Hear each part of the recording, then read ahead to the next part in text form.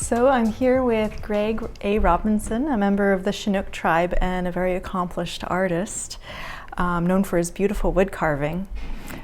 So my first question about you is, what inspired you to take up carving? Let's see, carving. In high school I did a lot of graphic artwork, mostly wildlife, and probably didn't do carving until I got out of high school. And I was quite the outdoorsman, so I had my shotguns and things, and I started wanting to customize my stocks, and so I started doing some wood carving there, but nothing tribally until after my construction career, which kept me fairly exhausted most of the time, and so art kind of took a back burner for 20 some years. And when I took a job as a tribal liaison project manager for the Cathlapodal Plank House in Ridgefield, Washington, I started concentrating more on carving the traditional Chinookan art form, and that's kind of how I started, my motivation. Gotcha. So wood carving is, as you mentioned, a traditional art form with your tribe.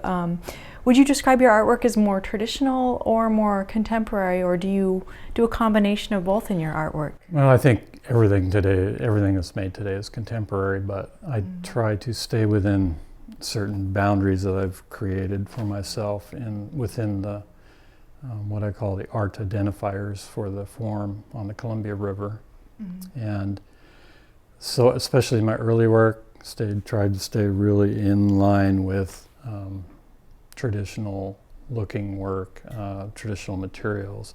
But as I further my career, I'm finding myself feeling a little more freedom to explore different materials, still more or less within the art identifying forms for the Columbia River, but I'm feeling a little more free to combine and experiment, and so. Yeah. In your own words, what would you say the role that the artist plays in Indigenous culture is? Well, I think most artists in Indigenous country are also teachers, so that's a pretty major role. I had to hunt down and find quite a bit of information for me to push forward with the art form and the carving, and so I've accumulated quite a bit of visual information files, and so you start to feel a need to kind of share that, and so that other people don't have to struggle so hard to find reference material.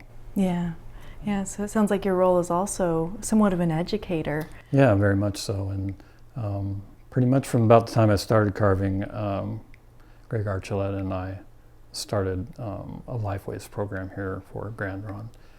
Grand Ronde also has a contingent of Chinookan tribes in their confederation, so there's a mutual tie-in there.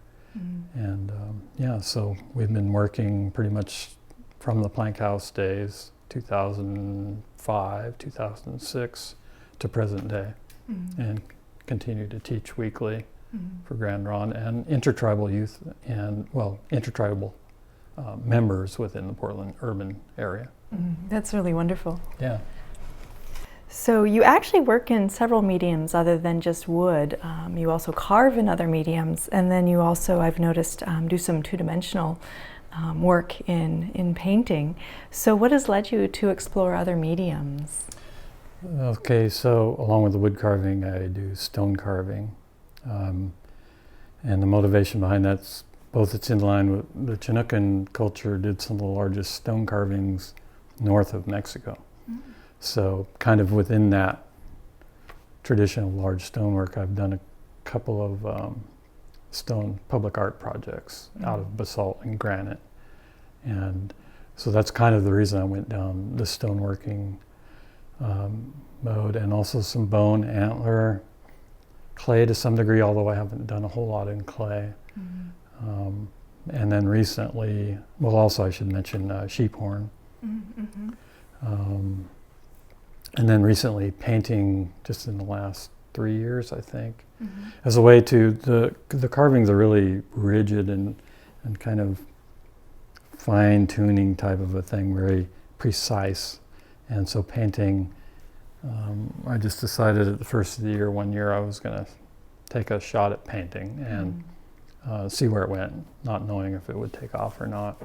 And so I decided after I carved all day, I'd take, like at 8 o'clock at night, I would just scribble something or paint something and try to do one a day. And that kind of started that way. And just kind of fell into a style. I don't have any formal training in painting, but it's a way to explore our old stories and the supernatural realm that's involved with everything to do with Chinookan culture, and just the freedom to just go.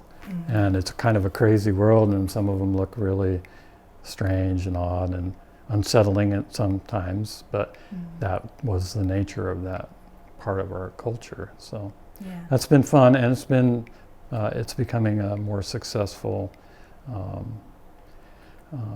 as a part of my ongoing professional career in the arts. And I suspect as time goes by, there may be a little shift towards the painting over the carving later in my career. So yeah, I'm enjoying it. It's been fun.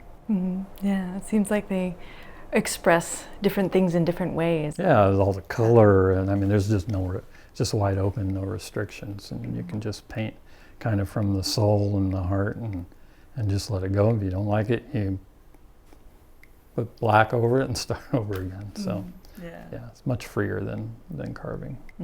Yeah, I could see how that would be. Yeah.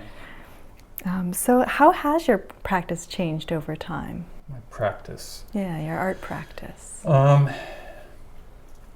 if it hasn't. Well, I guess it evolves is probably a better word.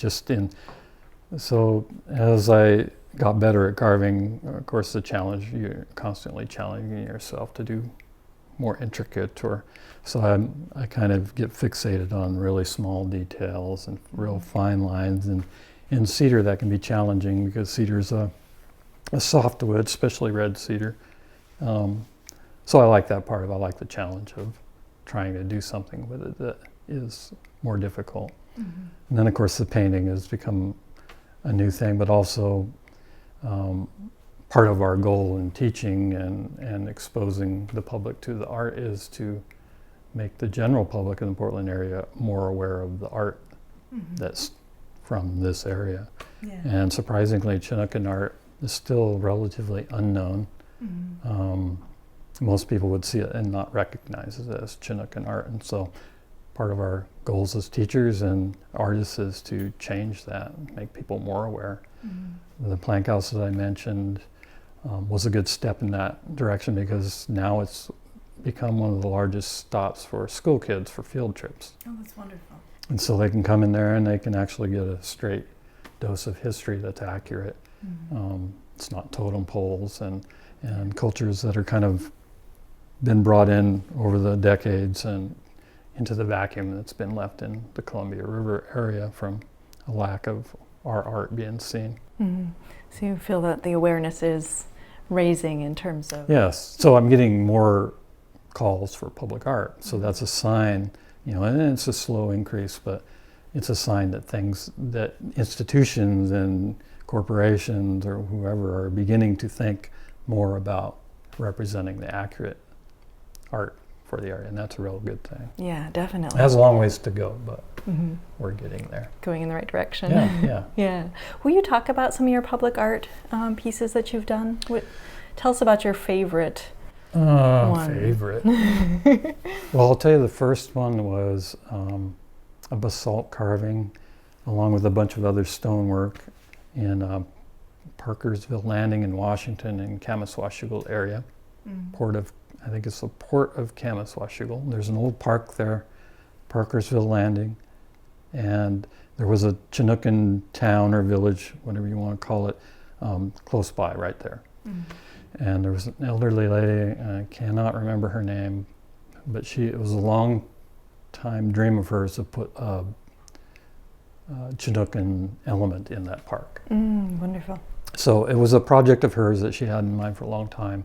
Sam Robinson is my cousin, my first cousin, and he's the vice chairman of the tribe, Chinook Indian Nation.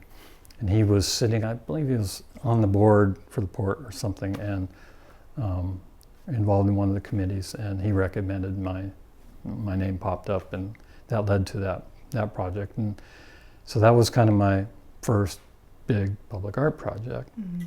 So in a way, that's a favorite, just because it was it led me forward, moved me forward quite a bit, and just learning stone and what was involved in. And I carved a couple of pieces of stone that were originally intended for Multnomah Falls. Mm-hmm. And there's, I don't know if you went out to the pedestrian bridge, but there's a large bronze that's attached to the bridge abutment on the OMSI side. Mm-hmm. And there's also a stone column there.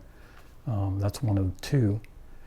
And originally that was all supposed to go in Multnomah Falls. And ironically, and we're kind of, this segues into this whole historic accuracy thing. Management changed there, and just as we were getting ready to install and put the pieces, 3 pieces together, they got worried about historic accuracy, which is completely insane, because historically, you can't get any more historically accurate than Chinookan presence at that site. And that's a sacred site. Those falls are an important site for Chinookan peoples, but they are more in the history of the lodge. That was the history they were hung up on. So they got worried that they couldn't represent, there was a clash somehow. So long story short, the carvings were funded by Grand Run through the Spirit Mountain Community Fund.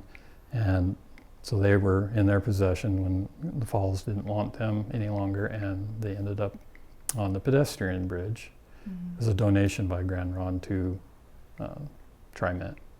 And so I was happy to see them go to a place where they could be seen, because Multnomah Falls gets 3 million visitors a year, and that was a big incentive for me to do the project there, or that much visibility.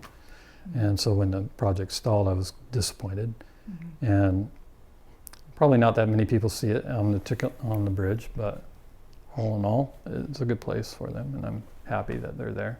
And those stone pieces will never go away. They'll be there for 100,000 years. They may fall over and get buried in time, but those will stay carved and recognizable for a very, very long time. So yeah, I like that part of it, the permanence of it. Yeah, definitely. So talk to me for a moment about, if you can summarize, if it's possible, to summarize kind of what you tend to want to talk about in your artwork, what you want to say, to communicate to other people with your artwork. Well, probably the simplest thing is just that, this art's still being done, that this art, the culture didn't go away. It may have had gaps and pauses and coughs and sputters, but like a lot of cultures, a lot of indigenous cultures around that were heavily damaged by post-contact disease and disruptions, we put the pieces back together and we're moving forward. But we've always been here, and we're not an extinct people. We still exist, we still speak our language, we sing our songs, we have our dances, we go on canoe journey, and we have a house, and we're still practicing our culture on a day-to-day basis. And so my art really is, I guess, if I were to summarize it, is a statement to that effect. That, look, we're still here. Yeah. Yeah. Yeah, it's a really important thing to remind people of. Yeah. Well, thank you so much for taking the time today to speak with me. It's been an honor to get a chance to talk to you and pick your brain about your wonderful artwork. Well, thank you. It was a pleasure.